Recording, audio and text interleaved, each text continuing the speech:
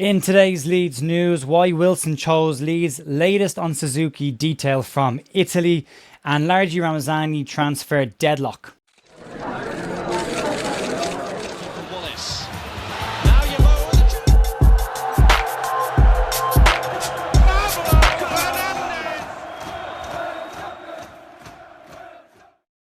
Thursday the 9th of July, Leeds View, Jer here with your daily Leeds United news. We are part of Sports Social Network. We do these every single day, Monday to Friday, as well as a transfer talk wrap up at the weekend and 2 podcasts a week. We've a busy morning, folks. I hope you're all doing really well.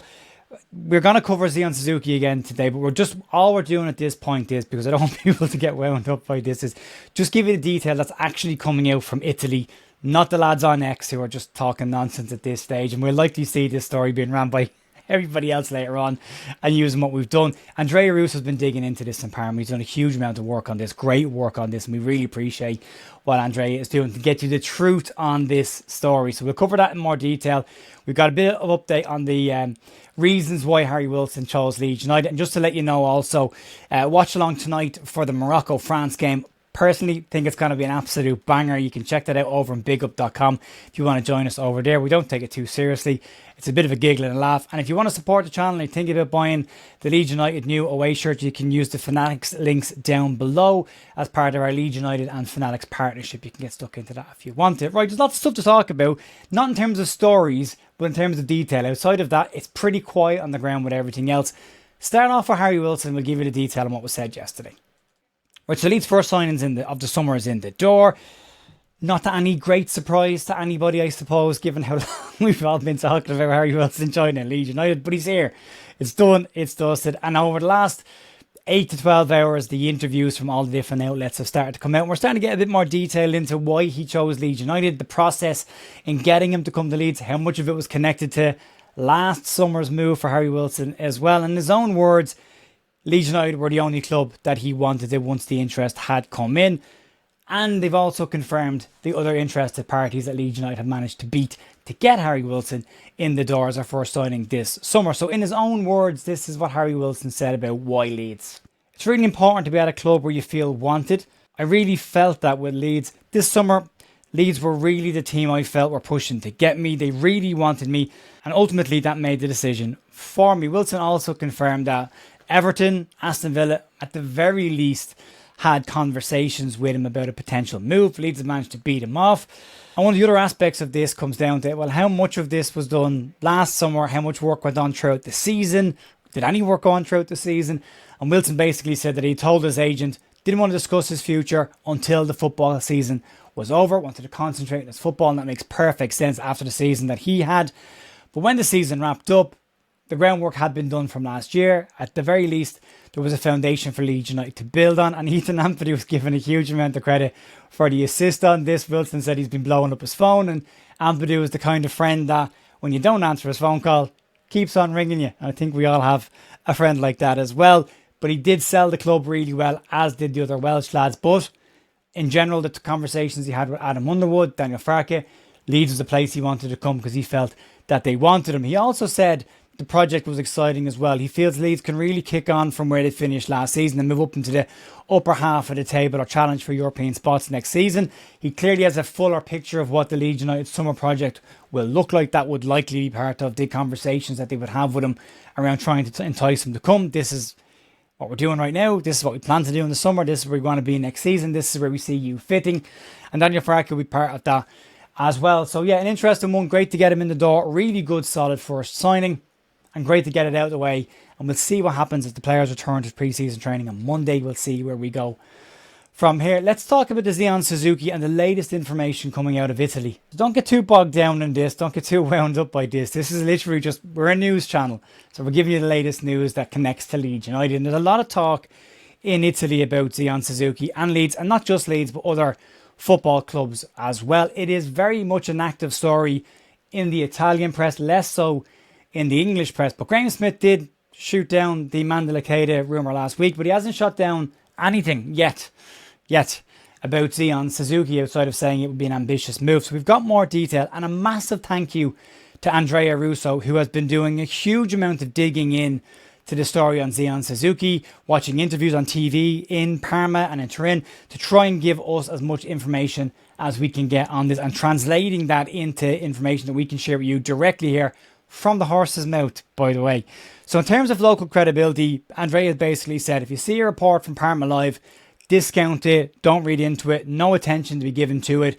They thought that Leeds were selling Ilan Meslier to Arsenal in order to fund the move for Zion Suzuki, which shows you just how much research they actually put into that.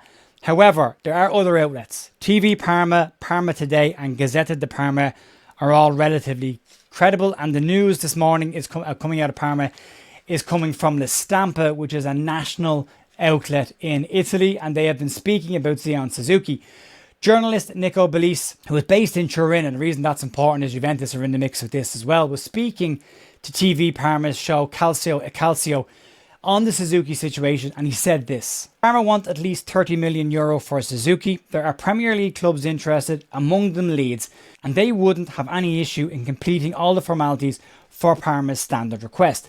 Suzuki will play a major part. If he thinks the Premier League is not the right next step for his career, that will change the whole scenario. Otherwise, the advantage accumulated by the Premier League clubs can be a decisive factor. As it stands right now in the Parma media, Zion Suzuki is said to want European football next season as part of his continued development and sees that as the best way for him to continue to develop quickly in his career. In that case, Aston Villa are being labelled as the most likely destination for Zion Suzuki, but there are other Premier League clubs being mentioned as well.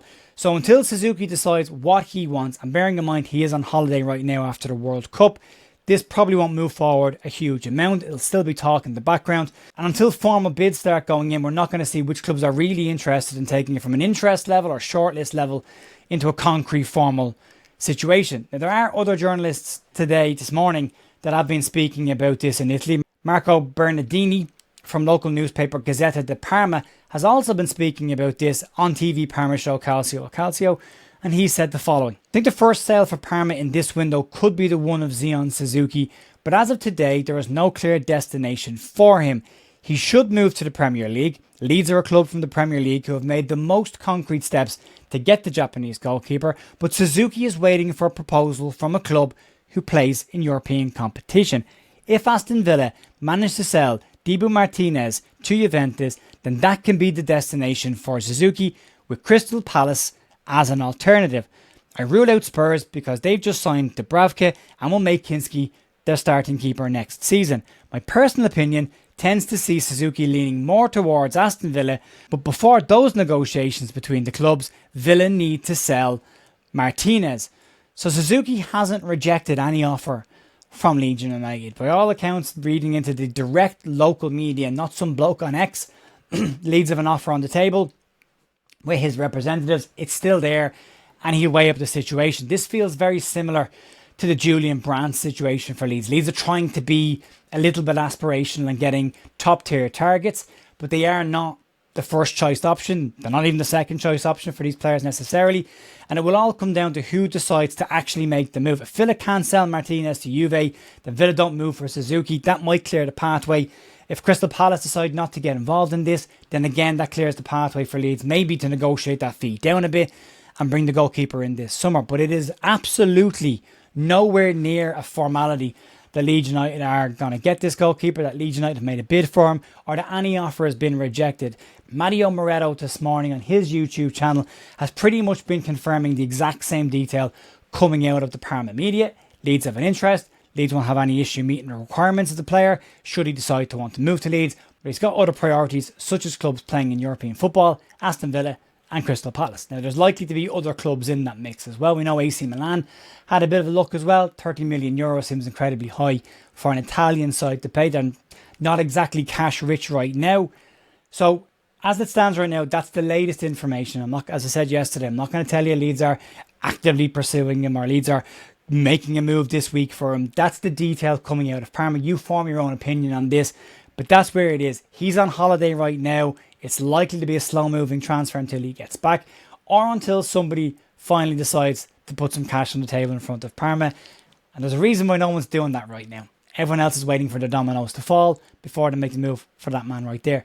So we'll have to just wait and see and bide our time. So as of right now, still very much an interest only. We'll see where it goes. Let's move on and talk about Largie Ramazani's Leeds future. So one of the stories that's going to again rumble on for probably a little bit longer is Largie Ramazani. And again, I said this yesterday, we're in that weird part of the just before the players get back to pre-season stage of a calendar where there's lots of interest in people. People haven't exactly started, or clubs haven't exactly started making their first moves for players. And Ramazani falls into this bracket because there is some form of an active negotiation going on with Ramazani, but not going particularly well if reports are to be believed. It does look like Largie Ramazani at this moment in time will return to Leeds United and Thorpe Arch on Monday for pre-season training.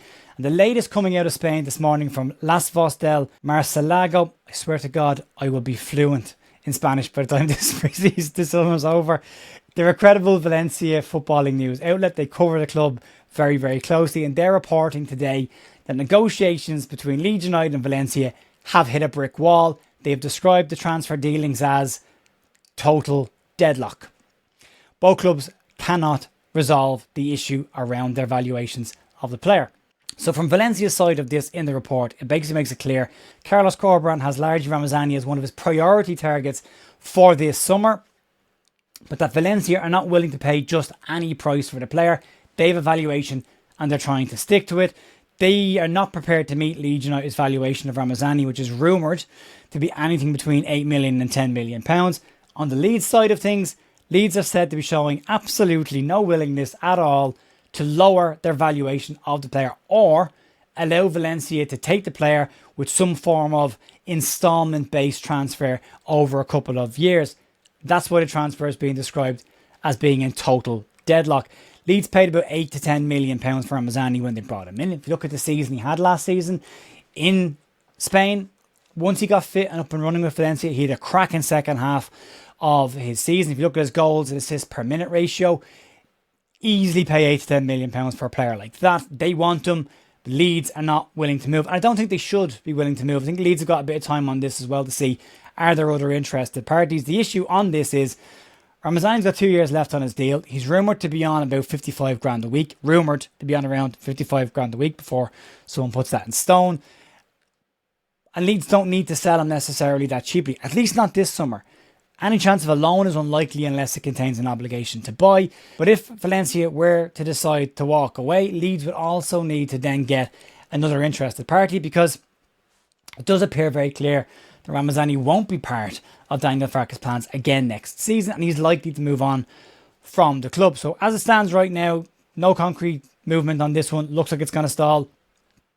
Looks like it will likely run for most of the summer. We'll see if anyone else gets involved. Norwich were rumoured to be interested in him at one point as well, but that was a few months back and that hasn't really moved on from the interest level at that stage. So yeah, as we stand right now, it looks like Largie Ramazani will be returning to Leeds United for his pre-season, and we'll see where it goes from there. Folks, there's your update this morning on what has been a very quiet day, but all of the information that is out there on those transfers is in front of you right now. You can form your own decisions on what you think about that. If you could stick a like on the video on your way out the door, that would be appreciated. And you can check out the videos from last night's live stream as well as yesterday's news as well. If you want to subscribe to the channel, you can do so by clicking the button in the middle. I'll talk to you soon. See you later. Bye.